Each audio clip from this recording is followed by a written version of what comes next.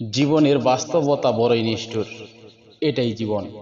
জীবনের বাস্তবতার বড় বৈশিষ্ট্য হচ্ছে, যতই নিষ্ঠুর হোক বা যতই কষ্ট হোক তা সয়ে নিতে হয়, মেনে নিতে হয় জীবনের প্রয়োজনই। জীবনে কষ্ট আসলে মানসিকভাবে যতটুকু ভেঙে পড়বে, জীবন তার দ্বিগুণ পিছিয়ে যাবে। জীবনের সকল দুঃখ, কষ্ট ও বাস্তবতাকে জীবনের অংশ হিসেবে মেনে নিয়ে স্বাভাবিকভাবে গ্রহণ করার নামই হচ্ছে সুখ। জীবনের বৈশিষ্ট্য হচ্ছে যে কখনো এক পথে চলে না, মানুষের প্রত্যাশা অনুযায়ী চলে না। জীবনের এই বৈশিষ্ট্যকে যারা মেনে নিতে পারে না, তারাই হতাশ জীবন যাপন করে। যারা মেনে নিতে পারে তারাই সুখী। কিন্তু সবাই কি পারে সব অবস্থা মেনে নিতে? কিন্তু মেনে নিতে হয় জীবনের জন্য। জীবনের বাস্তবতা যারা মেনে নেয়, তারা জীবনের আনন্দগুলোকে উপভোগ করে, জীবনকে উপভোগ করে। কষ্ট ও দুঃখগুলোকে থেকে তারা শিক্ষা নেয়। গৃহীত শিক্ষাকে কাজে লাগিয়ে তারা জীবন সাজায়।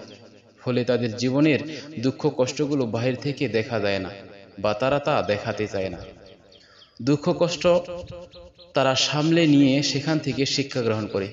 তাদের সহনমাত্রা অনেক বেশি থাকায় একটা সময় এসে দুঃখ কষ্ট তাদের ছুঁতে চায় না, ছুঁয়ও না।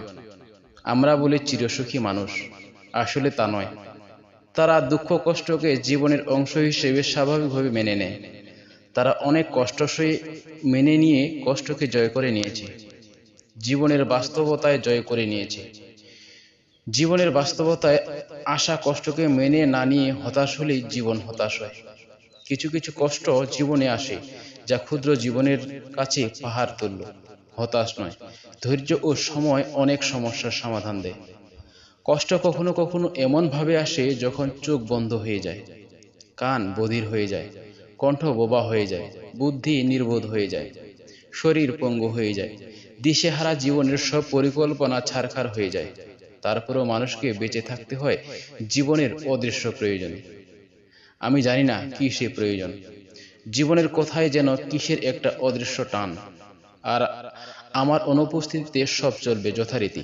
তারপরেও মনে হয় আমি যেন সব সমস্যা সমাধানের একমাত্র ভরসা। মনে হয় আমি ছাড়া সমস্যার সমাধানের আর কেউ নাই, আমাকে ছাড়া। অসম্ভব এই মনে করে বলেই হয়তো হাজারো যন্ত্রণা সয়ে বেঁচে থাকা।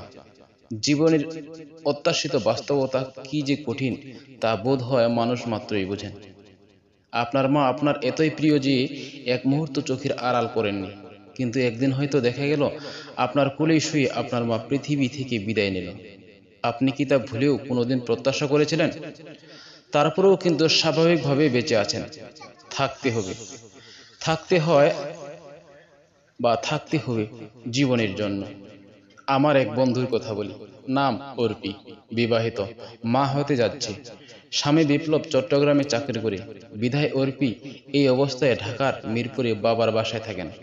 একদিন বিকেলে হঠাৎ অর্পির বাবা স্ট্রোক করে হাসপাতালে ভর্তি হয়। সেদিন অর্পিকে খুব পরিশ্রম করতে হয়েছে, কারণ অর্পির কোনো ভাই নেই। 7.5 মাসের গর্ভবতী অর্পি সন্ধ্যায় অসুস্থ হয়ে পড়ে। ভর্তি হতে হয় মাতৃসদনে। ডাক্তার জানায়, জরুরি ভিত্তিতে সিজার না করলে মা ও সন্তান দুজনের জন্যই বিপদ হতে পারে। বিপ্লবকে সংবাদ দেওয়া হয়। পরদিন ভোরে বিপ্লব ঢাকার উদ্দেশ্যে রওনা হয়। পথিমধ্যে সংবাদ পায় অর্পির বাবা মারা গেছেন। দুপুরের পর অর্পির সিজার হবে। বিপ্লব দিশেহারা হয়ে যায়। এখন সে কি করবে, কোথায় যাবে? ভাইহীন অর্পির বাবার লাশ দেখতে হাসপাতালে, নাকি নিজের স্ত্রীর সন্তানের কাছে? বিপ্লব গাড়ি থেকে নেমে চলে যায় লাশ সামলাতে। অর্পির বাবার লাশ দেখে চিৎকার করে কাঁদতে থাকে বিপ্লব, কারণ মাত্র 1 মাস আগে সে তার বাবাকে হারিয়েছে। নিজেকে সে অভিভাবকহীন, অসহায় ভাবছে। এক সময় তার বুকে ব্যথা ওঠে এবং ওই হাসপাতালে ভর্তি করানো হয়। অর্পির বাবার লাশ বের করতে সময় লাগে অনেক বেশি, কারণ ভর্তির 1 ঘন্টা পর লাশ ট্রলিতে করে সামনে নিয়ে আসে বিপ্লবের লাশ। সিজার শেষে বিকালে নাগাদ অর্পি কিছুটা সুস্থ বোধ করে। দেখে পাশে তার সন্তান নাই। জানতে পারি অপরিপক্ক শিশুর জন্ম হওয়ার ইনকিউবেটরে রাখা হয়েছে। সন্ধ্যায় পর নার্স এসে জানায়, ডাক্তাররা অনেক চেষ্টা করেছিল, কিন্তু দুঃখিত। একই দিনে অর্পি তার 3টি আশ্রয় হারায়, বাবা, স্বামী, সন্তান। আমাদের সমাজে নারীরা বেঁচে থাকার এই 3টি স্থান। অর্পি বেঁচে আছে, থাকবে। বাইরে থেকে কেউ কি বুঝবে এই বেঁচে থাকার ভিতরটার রূপটা কেমন? আমি জানি না অর্পি কেমন করে বেঁচে আছে, কেন, কিসের আশায় বেঁচে আছে।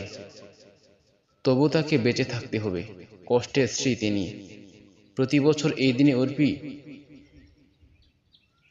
3টি কবর জিয়াবত করে যে করবে প্রতিটি বাসিন্দা তার একটা আত্মা। অর্পি বেঁচে আছে, এটাই হচ্ছে জীবনের বাস্তবতা। প্রিয় বন্ধুরা, এই কথাগুলো যদি ভালো লাগে থাকে অবশ্যই শেয়ার করতে ভুলবেন না, আর অবশ্যই আপনার সুন্দর মন্তব্য করে জানাবেন। ধন্যবাদ সবাইকে।